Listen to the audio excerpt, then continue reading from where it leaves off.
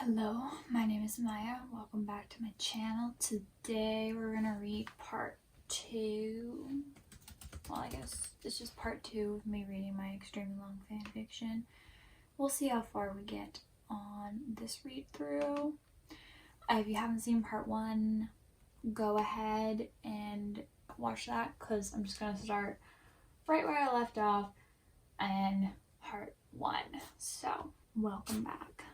Let's begin. The bunker is quiet as Dean walks along the cold floor to the kitchen. They'd all agreed on a plan a few hours ago and decided to go get some rest. Cass passed out on Dean's mattress upon his body reaching the bed, a story on his lips. Dean said it was fine and kissed his head. He got only a small amount of sleep before waking up in a cold sweat. He looked over and saw Cass sleeping peacefully next to him and immediately felt better. He couldn't go back to sleep though and thought he'd start making some food for breakfast. He can hear a slight shuffling in the kitchen when he gets closer to it. When he reaches the doorway, he sees Jack sitting at the table alone, eating cereal straight from the box. "Hey Jack," Dean says when Jack looks up at him, having a late night snack. "Don't tell Sam," he says, looking over Dean's shoulder as though he's expecting Sam to come around the corner and scold him. "Wouldn't dream of it, kid." Dean walks to the coffee machine and starts making a pot. Dean can hear Jack crunching softly on the cereal as he pushes the button to start the coffee. He goes to sit across from Jack, who offers him some cereal. Dean smiles and shakes his head. Jack goes back to eating it. "Hey Jack, I wanted to say I'm sorry for the past few days," Dean says, awkwardly rubbing a hand on the back of his neck. "I appreciate that you were willing to blow yourself out for us and for our forgiveness. I know I haven't made it easy on you. I want you to know I didn't mean what I said. You are family to me." "You really mean that?" Jack puts down the box of cereal, his eyes full of hope. "Yeah, kid. You're like our kid. Me, Cass, and Sam, that is." Dean meets Jack's eyes. "When you accidentally killed my mom, I was so angry, Jack, and I don't think forgiveness was even in my grasp at that point. But what I didn't think about in my anger is that you drained your soul to save us from Michael, and I know you didn't mean to kill my mom. You didn't have a soul, and we should have all been there to help you through that. Instead, we ignore the problem, hoping if we didn't acknowledge it, it wouldn't exist. We are all to blame for what happened to Mom. I mean, we brought you back from the dead against your own will and made you use your magic that we knew would be dangerous. It took me a long time to get here, Jack, but I forgive you." I'm fixing things. It is a fix-it fic. And yeah, one of the things that really bugged me about the finale was the lack of closure in Jack and Dean's relationship, because I feel like they really opened a can of worms and then said, "Nah, I don't want to fix it. We don't have time. I don't care anymore," and then just didn't close it properly. So I'm gonna close it. "Thank you, Dean. I want you to know that I regret it more than anything. If I could trade my life for hers, I would. Your forgiveness is not something I deserve." Jack looks at his hands and shovels in his seat. "But it's something you will get," Dean says, and Jack looks up to meet his gaze once more. "I have done horrible things, Jack, things that I can't even face sometimes. I didn't believe that my life was worth living because of all the mistakes I made, but that's not true for me or you. Maybe one day I will believe that myself." Jack frowns slightly at Dean. "Until then, we'll remind you of that every day." Dean smiles. "Plus, you are about to save the world, Jack." "Dean, what if we're wrong?" Jack says. "What if I can't absorb his power enough for the empty to take him?" "We'll cross that bridge when we get there, but for now, I think we've got a good plan," Dean assures Jack. "The question is, what are you going to do, kid? Are you going to become God?" "I don't know, Dean." Jack shrugs. "I'll do it if I need to, but I want to stay with you guys." "Then don't be God," Dean says. Jack tilts his head and confusion enters his face. "Then who will be God?" "Why does there need to be a God?" Dean asks, raising his arms in exclamation. "I mean, Chuck never did anything. The angels can run the show from heaven, Rowena can run hell, the empty will continue on, the reapers will reap, and a new death will come along eventually. There doesn't need to be a God after you bring everyone back." "Won't the universe crumble?" Jack says. "I don't know. We'll ask Cass and Sam when they wake up. But if you relinquish your power when you're God, couldn't you just make the decision to not have a God?" Dean shrugs and gestures for the cereal box. "We've been fighting for free will this entire time. Why not actually give people it?"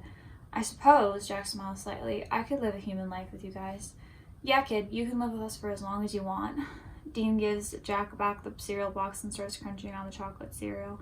"Really?" Jack smiles, huge, and stuffs his face with some more cereal. "We want you here, Jack." Dean smiles, nodding. You want to help me make a real breakfast for the sleeping beauties when they wake up?" Jack nods and drops the cereal box. "I've always wanted you to teach me how to cook." "No time like the end of the world to start." Dean gets out of his seat, gesturing for Jack to join him at the fridge. Scene change. Anyways, that's how I resolved Dean and Jack. It was through, if you can believe it, communication, something that Supernatural does not believe in. So, yeah, I just, the most unrealistic part about this fanfic is that there's communication.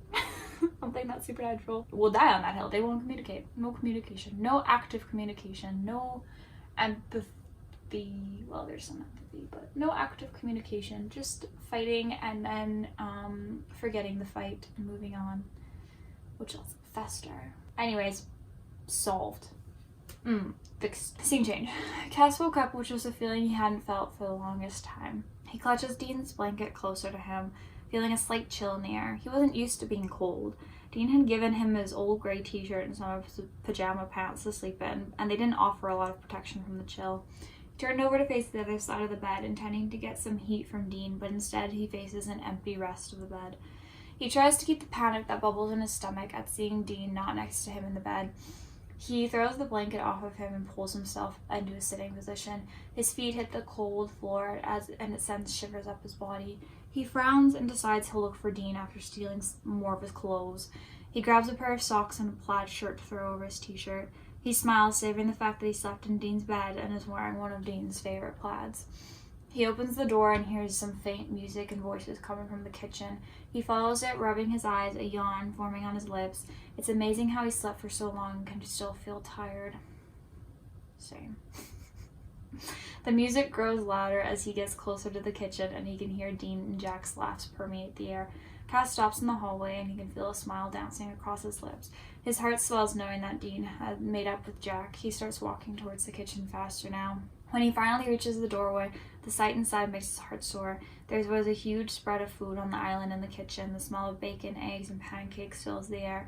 Cass's stomach starts grumbling. Dean is standing next to Jack, who is pouring pancakes in a pan. They both have batter on them, and there's a huge smile on Jack's face. The room is full of whatever rock song this was. Cass admittedly has no idea. And I admittedly don't know many rock songs. So, haha. Nice job, Dean says, after Jack pours some batter on the hot pan. It starts to sizzle. Jack looks happily at Dean, who is facing away from Cass. When he does, he meets Cass's eyes and smiles even wider. Cass, Dean and I are making pancakes. Dean turns around and smiles at Cass. He has a towel over his shoulder and he grabs it, rubbing his hands off on it. He puts it on the counter and he starts walking towards Cass. Jack turned his focus towards the pancakes again. That's great, Jack, he responds, his eyes lingering on Dean's face. I see you stole my plaid, Dean says as he wraps his arms around Cass, giving him the heat that he desired this morning. Sorry, Cass says, wrapping his arms around Dean's neck. I can take it off if you want me to. Dean's arms tighten around him and he allows himself to relish in the feeling of Dean's strong arms encircling him. Dean leans his forehead onto Cass's and says, I mean, I want you to take everything off at some point, but for right now, don't you dare, you look cute. Cass blushes and brings his lips to Dean's. It's a short kiss, but both cognizant Jack is making pancakes behind them. When they pull apart, Cass whispers, I'm glad you made up with Jack. I figured if all goes to shit today, I don't want things left unsaid, Dean whispers, the smile falling from his lips. One last good memory, just in case. Dean, it'll work, Cass whispers, bringing his hands up to cup Dean's cheeks. Dean nods, but Cass can see he's scared, but he turns to Jack and forces a smile on his face. How's the pancakes looking? I think it's almost done, Jack responds. Alright, just put them on the plate. I'll go wake up Sam. We have things to do today, Dean says. He leans down and kisses Cass one more time, and then releases Cass to go walk down the hallway. He turns back to see Jack placing the pancakes on a plate. He looks up at Cass and smiles proudly at his pancakes. Cass walks to the coffee machine where Dean seems to have thankfully made a pot. He helps himself to some coffee, putting some honey in it. Yeah, that's for you, the fanfic girlies. I know. Everyone seems to believe that Cass would have like an obsession with bees and honey, and it's purely based on the fact that when Cass was insane, when he took away Sam's like crazy in season 7, he was really into bees for like a minute there, and he appeared on Dean on the Impala covered in bees, naked to Dean, and that's iconic, so I get it. Iconic move. How are you feeling about today? Cass asks Jack after taking a gratifying sip of the still hot coffee. Jack's smile falters and he shrugs, suddenly finding the floor interesting. I don't know, I'm scared and worried that I'll fail again.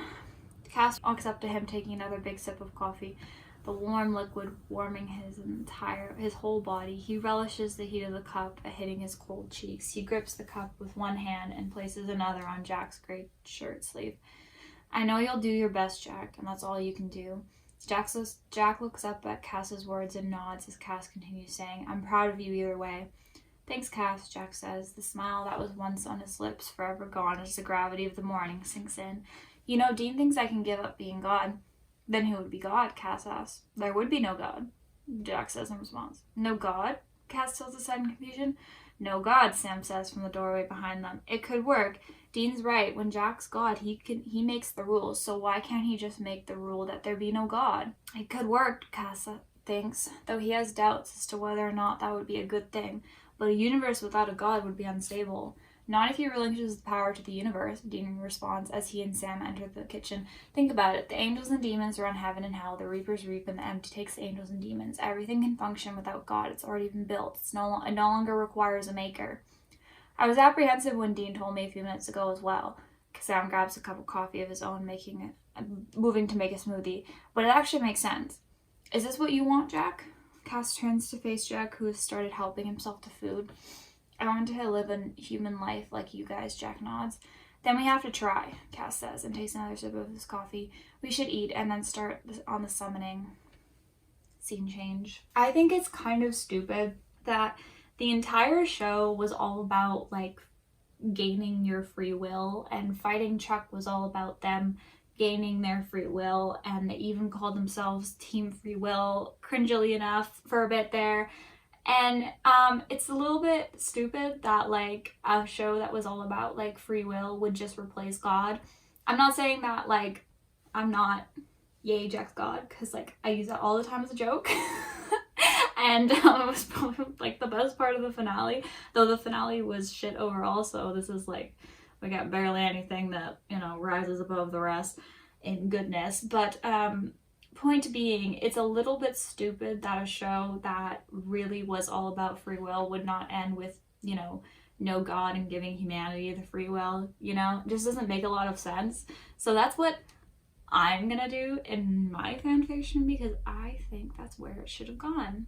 And as we know, I am correct. Sam throws in the last of the ingredients into the bowl. He starts chanting in Latin after stepping out of the summoning circle. He takes his place next to Dean, Cass, and Jack. As the chant continues, a black inky circle starts to appear in the air above the bowl.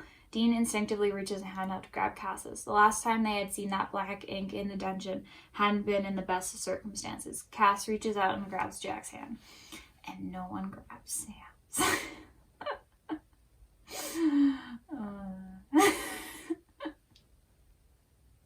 I'm funny. Sam stops chanting and the image of Meg walks out of the black ink. The cosmic entity of the empty crosses its arms over its chest and takes in its surroundings. You've come to apologize for breaking your deal and give me what is owed. Meg's face turns toward Jack and smiles. Cass reaches an arm out across Jack and moves him so he's behind Cass's form. No, we've come to make another deal, Sam says. Meg's face swivels to look at Sam. A sneer crosses its face. You think you can make another deal with me after breaking the last one? I think not. You made a mistake summoning me. I'm taking your precious Jack. Black ink starts to pool at its feet. Streams of black ink start moving towards Jack. Cass's grip on Jack increases, but no one moves an inch. The black ink reaches the edge of the circle and then stops. Meg's face contorts in anger. She reaches an arm out and tries to push more black ink out of the circle, but none reach farther than the circle boundaries. I just pulled a classic Supernatural, which is Ex Machina potion summoning circle.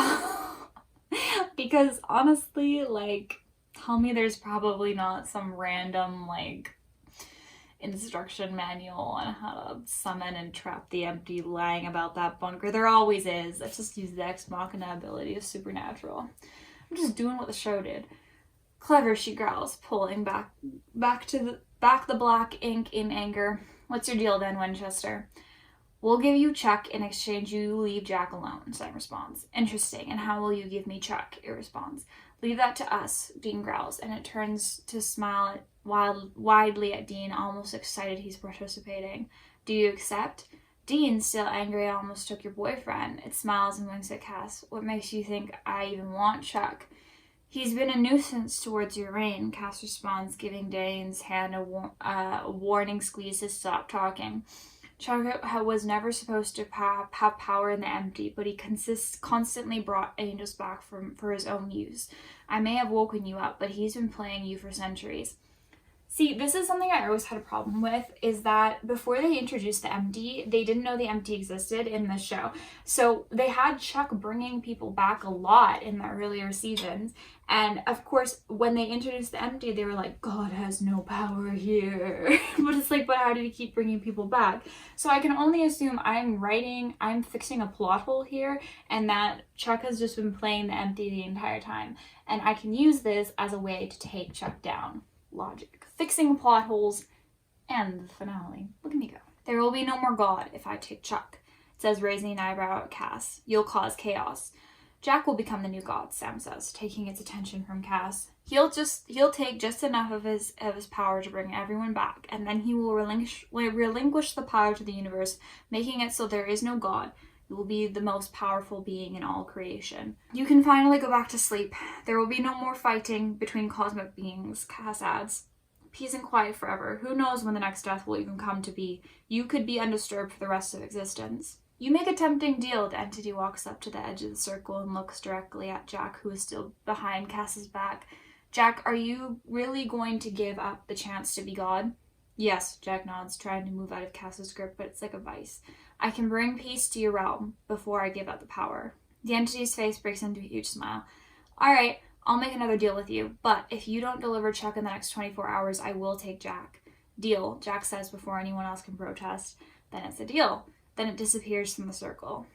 Silence falls across the bunker. Cass slowly drops his protective arm hold on Jack. Dean and Cass keep holding their hands. Sam, Dean, and Cass all turn to look at Jack, who puts his hands behind his back and meets their gazes. Jack, you shouldn't have made that deal, Sam says, panic latent in his reaction. She was going to take me anyways. Now she'll help us, Jack responds, shrugging. It's my life. I have faith that we can defeat Chuck. We have no other choice now, Cass says. All right, then let's do this, Dean says, trying to boost morale. Sam, what do we need for the binding spell? I'll make a list. You and Cass can go and look in the storage for the items. I think we have all the items in the bunker somewhere. Sam replies, going to grab the summoning bowl from the circle. Jack, we need you to get some more power. I'm going to take you to a forest and see if we can get you to absorb some of the natural power around you. We've seen you absorb plants or something, so something bigger like trees should give you a power boost. Is it only natural matter that he can absorb? Cass asks as Sam goes to grab a pen and pad from one of the cupboards. That and celestial power, Sam calls back, and Jack nods along with Sam's answer. Jack, did you get some of the empty's power? I did, Jack nods, and Sam returns with a notepad where he starts writing. I think it felt me doing it as well.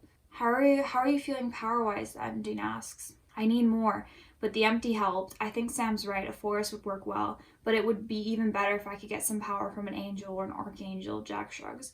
But we'll work with what we have. Alright, here's a list. Sam hands Cass the list and looks briefly down at Cass and Dean's still intertwined hands. Jack and I will be out for a few hours, and when we come back, I'll make the potion, and you should have more than enough time to find the ingredients. Okay, Sam, Cass nods as Dean mouths a sincere thank you to Sam.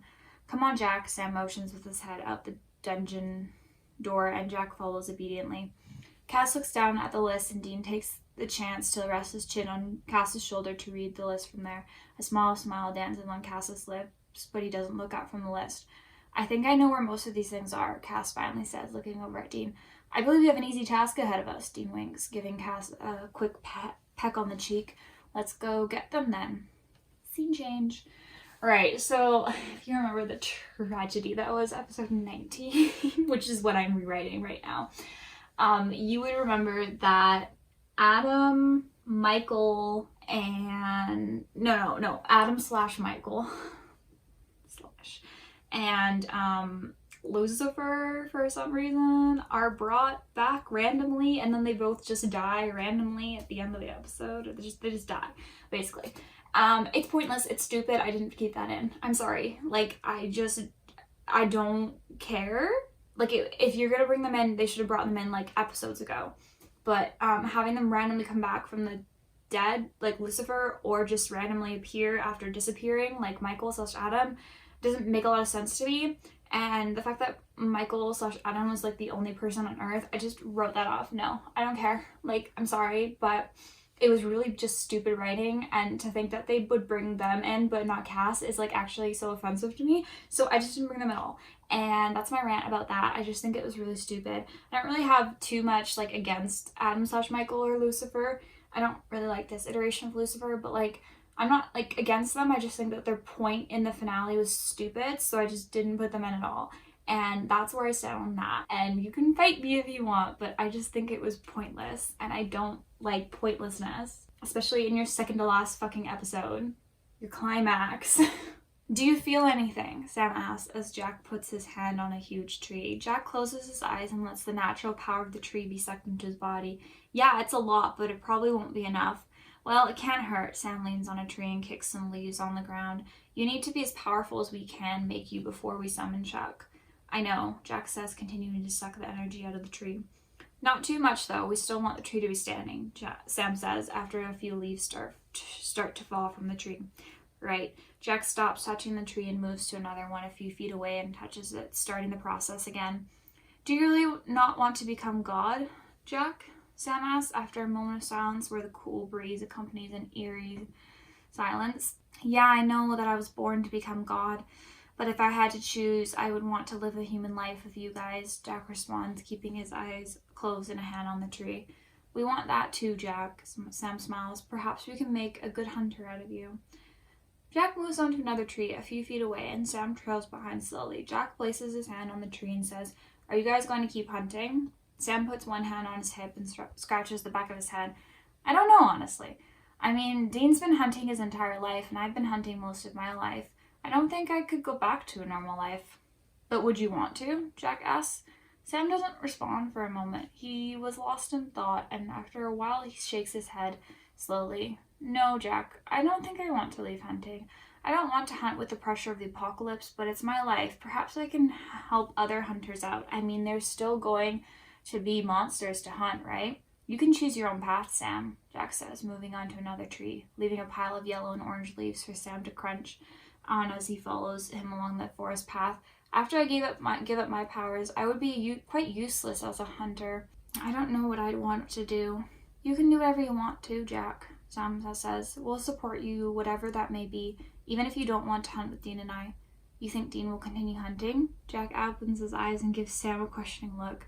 Sam shrugs. I mean, I guess I just assumed. What about Cass? Jack responds, putting his concentration back into draining the tree. Leaves once again fall around them. I mean, he'll stay with us. Sam runs a hand through his hair. I guess we don't really know what the future holds after Chuck, but I know that we can choose it. That is if we win. Jack takes his hand off the tree and turns to look at Sam. If we die later on today, I wanted to thank you, Sam. You've always believed in me and stuck by me when you didn't need to, or when others in your position wouldn't have. I appreciate that, Sam. I appreciate you. Your family, Jack. I'll always be there for you. Sam smiles, his face softening. Jack returns Sam's smile and goes to find another tree to suck power from. Scene change. Just a little Sam and Jack interlude. Where the Sam and Jack stands. I like Sam and Jack. They're cute. Sam treated them well. I have no problems. No issues. Just wanted to put that in. Also, I feel like it's really funny because these two idiots never really had like a concrete plan as to what they would want to do after they finished each apocalypse, and they would always kind of be like floating around the idea of a retirement, but like also not floating around the idea of a retirement. And like the biggest plan that Dean ever had was to go to the beach.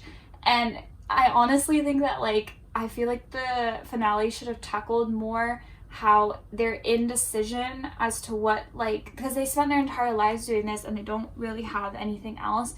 And I feel like the finale should have really tried to tackle what that problem, how they're really ingratiated. Maybe they don't like it, or they don't like doing it in a certain way, but they don't really know anything else, and it's really hard for them to choose like what to do, or they don't even have any like path outside of it. Like they have no idea.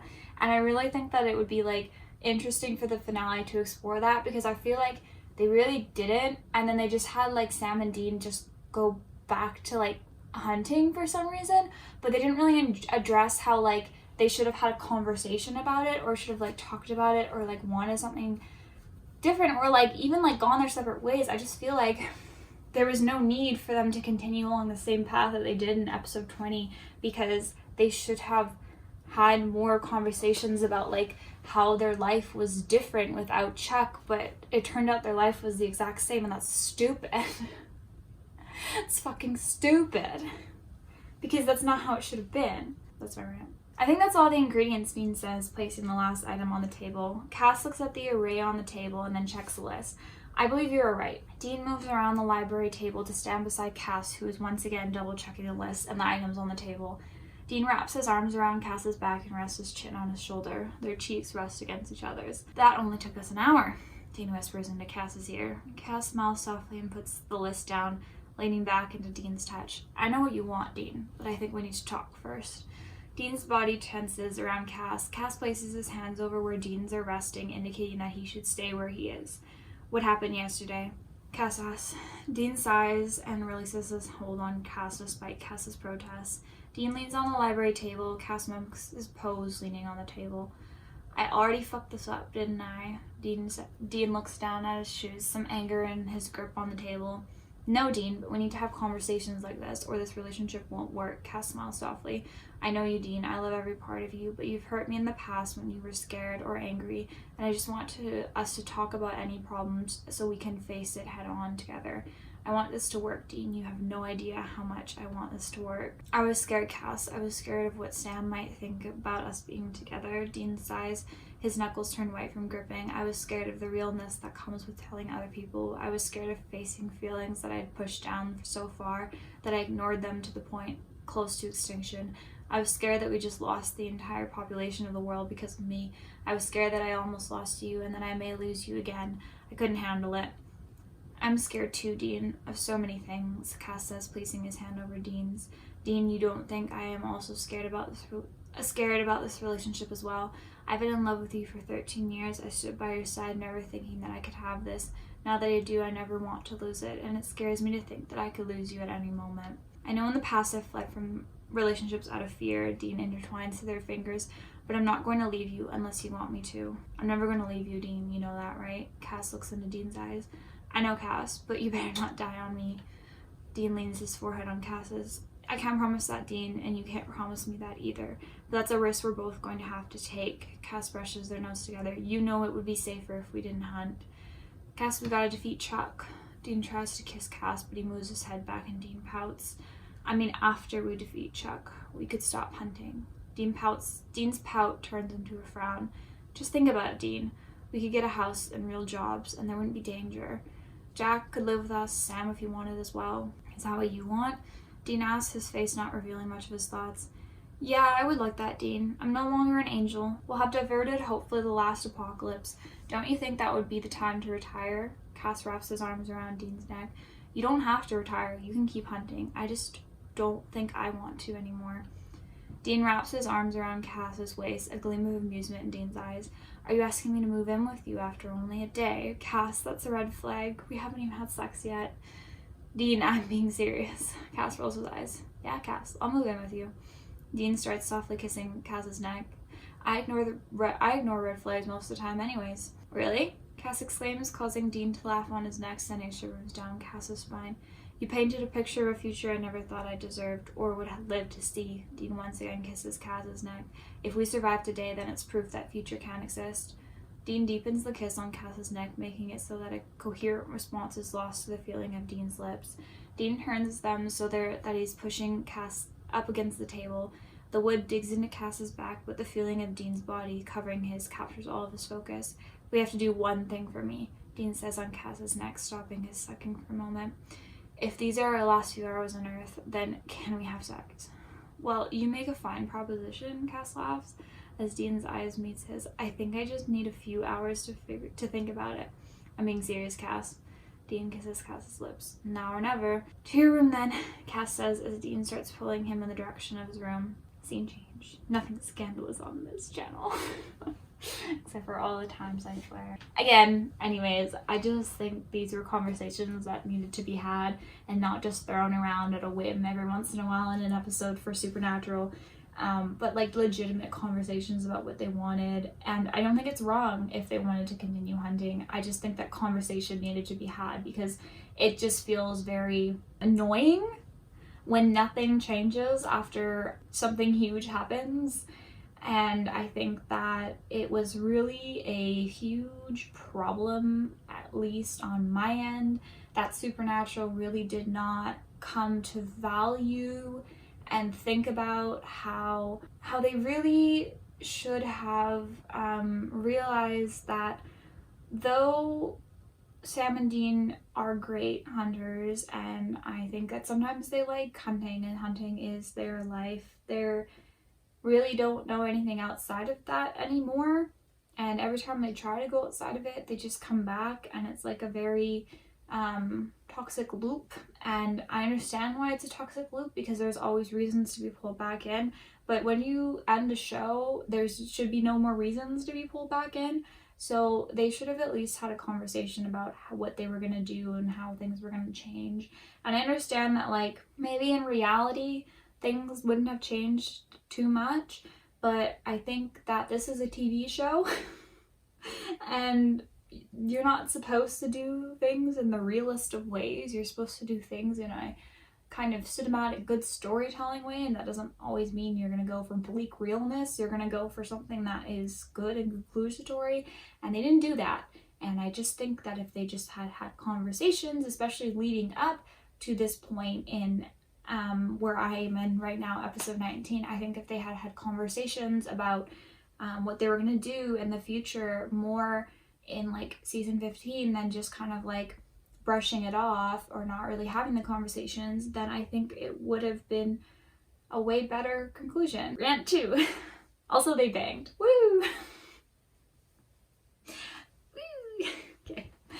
Sam and Jack enter the bunker to find the library table full of all the ingredients that are needed for the binding potion. However, Cass and Dean are not with the ingredients. I'll go find them, Jack says, moving towards the hallway. No, Sam shouts, reaching a hand out to stop Jack. I'll just give Dean a call. Jack turns back to face Sam, a look of confusion on his face. Sam just shakes his head and takes his phone out of his pocket and starts calling Dean. Dean's faint ring can be heard down the hall. Are you calling me? Dean's voice echoes down the hallway, and he enters the main command center holding up his phone. Yeah, Sam stops the call and shuffles slightly on his feet, clearing his throat awkwardly. I thought you guys might be in the middle of something. Dean puts his phone in his back pocket and smirks, giving Sam a wink. Don't worry, we finished. Sam rolls his eyes as Jack looks back and forth between the two of them in confusion. Let's get started on this spell. Where's Cass? Showering. He'll be out in a few minutes, Dean says as they all start walking towards the library table. We'll get started then. We're running out of time. Sam grabs a book and flips it open to a bookmarked page. Dean and Jack stand on the other side of the table as Sam goes through, making sure they have all the ingredients. And I put in asterisk, so begins a patent and supernatural research / potion making montage where Cass joins them at some point. Because I don't want to read that. You know what I mean. You know what the montage I'm talking about. It's just the research montage. When they complete the potion, everyone pushes the bunker tables to the back of the library, making enough room for the summoning. A dark mood is falling on everyone in the room. No one says a word as Dean starts painting their binding circle. Sam puts the finishing touches on the spell. Meanwhile, Cass heads to the dungeon, giving Sam and Jack a quick hug goodbye. He gives Dean a kiss and whispers something in his ear that causes Dean to whisper, I promise. Jack gives both Dean and Sam a hug before going to hide somewhere out of sight of Dean and Cass. That was a typo. I meant to say Dean and Sam. Once Sam and Dean can't see Jack anymore, Sam places the binding potion in the middle of the binding circle. He then steps out of the circle and to stand next to Dean. A silence falls upon the brothers as they look at each other for what may be the last time. This was based on, do you remember that random potion they made in episode 19? This is based on that. I just felt like random potions were the vibe, and I was feeling that. I was okay with that. So I also made myself a random potion. The way that supernatural function. Anyways, a silence falls upon the brothers as they look at each other for what may be the last time. Then Dean nods once, some tears glistening in his eyes, and Sam returns his teary-eyed nod. Sam lights the match and throws it into the bowl, causing a high-pitched crackling followed by a boom that shakes the entire bunker. Chuck, Sam, and Dean yell at the now empty circle. Come face us, you bastard, Dean yells. Sam, Dean, Chuck says from behind them. How are you guys doing? Sam and Dean turned around to see Chuck standing with his arms still behind his back and a amused smile on his face. A binding spell, really. Did you think that would actually work on me? Chuck, bring everyone back. Your fight is with us, not everyone else. Sam angrily starts walking up to Chuck, his fists clenched. Dean grips Sam's shoulder to stop him and says, Sam, don't. The binding spell didn't work. Your brother is right, Sam. I'm God. How could you possibly defeat me? Chuck laughs and walks closer to Sam and Dean. You guys are getting pathetic. No longer entertaining. I think it's time to end the Winchester saga. I mean, I agree. I mean, I wrote that line. Bring everyone back and you can have me, Dean says, pushing Sam behind him. Just me, though. You make an interesting deal, Dean. Jack walks up the stairs so he's standing closer to Sam and Dean. I'll tell you what, Dean. I'll bring everyone back if Sam agrees to kill you. I feel like Chuck really gave up on his main mission of the entire series, which was to have Sam kill Dean or Dean kill Sam. I really liked that mission. I was also kind of on board with that mission, so I'm bringing it back. No, Sam yells. I won't do it. Sam, Dean pulls him aside, putting a hand on his shoulder. It's the only way. Sam shakes his head, tears forming in his eyes. We die together, Dean. That's the only way. I won't kill you. I won't let you die, Sammy, Dean whispers, tears running down his cheeks. He brings his forehead to rest on Sam's. I'm your big brother. I need to protect you, Sam. I'd die for you 1,000,000 times over. I love you so much. Dean, what about Cass and Jack? Please don't do this. Sam holds tightly to Dean's shoulder. I love you too, Dean. What am I supposed to do without you? Yeah, that's right. I reciprocated that I love you. I'm just gonna reciprocate every fucking I love you that was never reciprocated. If I could go back and rewrite Kevin's scene, oh, I would do it so bad. Oh, why do these people never reciprocate I love yous? It's actually like really annoying because like, why? My hamster's awake. He's also really upset about this. You'll be fine, Sam. I'm so proud of you, Dean responds. Boring, Chuck yells over them. Are we doing this or not? Sam and Dean turn to Chuck, who raises his hands in frustration. I always hated your emotional moments. Let's get to the action. I won't do it, Chuck. I won't kill Dean, Sam says, and he walks up to Chuck, punching him in the face. Dean rushes forward, but doesn't get there in time to stop Chuck from punching Sam in the face, sending him crushed into the floor. Sammy, Dean yells. Why did I say it like that? Sammy. Dean yells. Grabbing onto Sam's body, Sam nods slightly, indicating he's okay. Enough playing around, you two, Chuck says in frustration. One of you better kill the other, or I'll just kill you both and not bring anyone back. Sam, you gotta kill me, Dean whispers to Sam as he struggles to get back up. We have to save the world one last time. Listen to your brother, Sammy, Chuck calls out, and then all of a sudden his body lurches forward out of his control towards the binding circle. Chuck steadies himself and puts his hands on his knees before grimacing up at Sam and Dean, who are now standing up. I won't kill my brother, Chuck. You're going to have to make me, Sam says as Chuck grimaces in response. Don't test me. His voice is becoming more and more frustrated, and he once again lurches towards the binding circle. Your binding spell is strong. I can see why you thought it would work. It appears it hasn't, though, Dean responds sadly, which is why Sam needs to kill me. Where are Castiel and Jack? Chuck says as he snapped his fingers, making the binding circle and potion disappear. Hiding, Sam says. They're both human now. It's too dangerous for them to be here when we faced you. You're lying to me, Chuck screams in frustration, looking around the library. Where is he? Where's who? Dean shrugs, quirking an eyebrow at Chuck. Chuck walks up and punches Dean in the face, making him fall to the ground. Chuck then looks down at Dean's writhing body on the ground and kicks him, screaming, Where is Jack? You can't sense him? Sam asks as Dean laughs on the ground, spitting blood out of his mouth onto Chuck's sneakers. Tell me where he is now. Chuck grabs a hold of Sam, pulling them so their noses are scant inches apart, or I'll make you kill your brother. Sounds like that might require a lot of power. You shouldn't overexert yourself, Sam says, smiling at Chuck. Make me then. Let's see what you can do. You know what, Sam? I've been patient. Chuck proceeds to punch Sam in the gut. I've let you go around saving the world for years. I've let you save each other over and over again. I waited patiently for the day that one of you would snap and kill the other, but it never came, so it's time for me to take action then. Me. Me in season, 13. Oh. I sometimes I would just be real Chuck, you know? It's my favorite TV show, but also, god damn it, was I mad. Chuck lets go of Sam as Dean just makes his way to his feet. Chuck looks around angrily, then his eyes settle on Sam, who is standing staring at Chuck, panting. Dean puts his hand on Sam's shoulder and looks at Chuck. You tricked me, Chuck whispers, seething. The power it took me to repel the binding spell, it went to Jack, didn't it? So I kind of kept the same idea, but it wasn't in a beautiful lakeside location. I'm sorry. I know it was beautiful, but I feel like we should have ended in the bunker, because the bunker was more had a lot more emotional connection than you know, a random beach. But that's just me.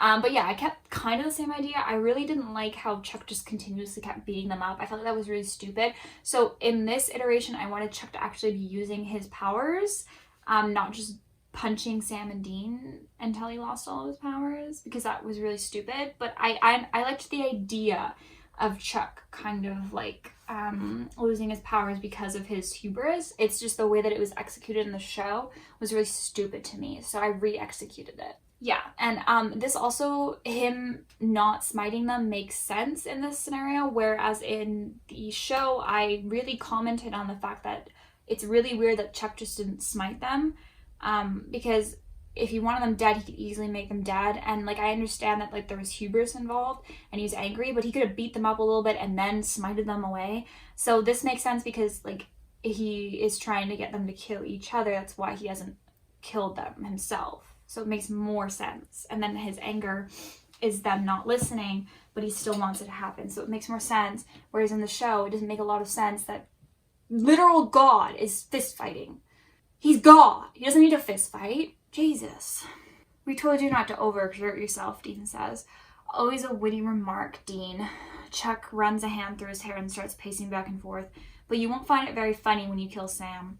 Suddenly, against Dean's will, his grip on Sam's shoulder tightens. He brings his other hand up and pushes Sam's head down into his incoming knee. Sam cries and collapses to the ground, when Dean drops him. Dean, fight it, Sam screams in pain. I'm still God, Chuck exclaims, as Dean grabs the back of a protesting Sam's plaid shirt. You can't defeat me. Goodbye, Sam and Dean. Dean starts dragging Sam's body across the floor. Sam keeps calling out Dean's name, begging him to stop. Sam grabs onto Dean's ankle and pulls him down to the floor with a crash. Chuck watches the scene with a smile for a moment. Chuck closes his eyes and tries to teleport himself outside of the bunker. A hand rests on his shoulder, and then when he opens his eyes, he still sees the sight of Sam and Dean wrestling on the library floor. Sam's yells for Dean's attention still fill the air. Chuck blinks in surprise and lets the hand that's on his shoulder slowly turn him. Hello, Chuck. Jack smiles, feeling the power that was once Chuck's being transferred to him. Enough, Chuck yells. The grunts of Sam and Dean's fight stop as Chuck relinquishes control. Chuck grips Jack's wrist and forces his hand off Chuck's shoulder. Jack grits his teeth as Chuck starts taking some of his power back. I have the same trick up my sleeve, Jack. Chuck says as they both struggle for the control over the power. I am God, the most powerful being in the entire universe. You cannot defeat me alone. Here's another thing. It's fucking God? I cannot believe that Sam, Dean, and I know Jack's very powerful, but still could have defeated God with his own hubris alone. I just feel like the Empty should have been involved. The Empty did not need to only just take chaos and death. Because if the Empty can take death, the Empty can take God, right? Because God has no domain there. You set that up. You should use it. And also, another thing is I feel like if Jack can is a power vacuum and is like getting power, Chuck is literal God. I feel like he should also be able to be taking that power back from Jack. I just feel like it should be like a thing, you know? I'm not alone, Jack says through clenched teeth. Look behind you. Chuck turns his head and slowly sees the incoming black goo flowing across the floor towards him. Chuck immediately releases his grip from Jack, allowing Jack to take control of the power flow once more. No, you cannot take me, Chuck yells as the goo encircles him, a black goo portal opening in front of him. You have no domain here, Chuck, the entity responds via the portal. I can take you, and you know that. Whatever deal they made you, they'll go back on it. Chuck yells out desperately as Jack releases his hold on him. Jack walks over to stand next to a bloody and broken Sam and Dean, who are leaning on the bookshelves for support. Jack touches both of their shoulders gently and heals all of their injuries. Blood still covers their clothing, but they stand up straighter to observe the scene in front of them. Chuck gets absorbed by the black goo and disappears into thin air. Sam, Dean, and Jack stare at the spot where Chuck used to be. No one says a word for a moment. Cass walks in a few seconds later and surveys the mess of the room. Did it work? Cass asks. Looking at Sam, Dean, and Jack, Dean bursts into a smile and says, "It worked." Sam lets out a breathy laugh. "It worked. I can't believe it worked." You know the breathy laugh. You know Sam's breathy laugh? It's ingrained in my head. I can hear his breathy laugh. I can't replicate it, but there's a breathy laugh. Cass smiles and walks up to Dean. He pulls him in for a tight hug, which Dean returns. Are you guys hurt?" Cass asks, his arms still tight around Dean. "Jack healed us," Dean says, and Cass pulls back from the hug to look at Jack, who is standing quietly staring at everyone. "Jack, how are you feeling?" Cass releases Dean and turns his full attention to Jack. "I'm good," Jack responds in a sort of airy way. "Everyone should be back now." I kept the airy Jackness of it all because I found that really funny. Except for he's going to have no random speech about whatever he was talking about. I don't know. I was like, I could barely follow it. I don't know. I think I was a little bit drunk. I couldn't watch it sober. Sam quickly pulls out his phone and starts FaceTiming Eileen. When she answers, Sam looks like he's going to cry and excuses himself, walking briskly to his room. "Yeah, that's right. That's right, ladies and gents. I kept saline. You're very welcome."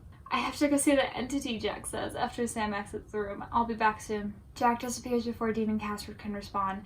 After he leaves, Cass grips Dean's plaid and pushes him into the bookcase, causing it to shake slightly. He brings their lips together. The kiss is hard and desperate. When it's over, Dean and Cass lean their foreheads on each other. Silence falls between the two of them. They close their eyes and just listen to each other's breathing, knowing the other is alive. "Hey guys," Sam stands at the library entrance with his arms crossed over his chest. "Where's Jack?" Dean and Cass release each other and turn to face Sam. Dean says he went to finish his deal with the entity. "He seemed off," Cass sighs. "He's technically God now. Perhaps now that he is God, he won't want to give it up. I guess we'll have to wait until he comes back to see." Sam rubs a hand over his face. "Meanwhile, we have some people to call and check on. That is, if you guys can keep your hands off of each other for more than 5 seconds. I get mad at you for that comment, but I'll let it slide since I was just trying to kill you a few minutes ago." Dean laces his fingers with Cass's. "The answer is no. They can't keep their hands off each other for more than 5 seconds because the writer, me, said so." Sam rolls his eyes. "I'm just glad we're both okay." "Me too, Sam." Dean smiles. "I hope you know that everything I said to you when we were pretend arguing, I meant every word." "I know." Sam's face softened. "I did as well." Scene change. Share more. I think I'm going to end it here. Okay. We're on page 29 of 52, which means the next part 3, will be the remaining 23 pages, I guess. Yeah, that's math. It'll be the remaining 23 pages next time. And this is just a short video because I'm kind of tired, but that was fun. I have no new updates. I still would like to buy the CW. And that is all. Thanks for watching. Bye.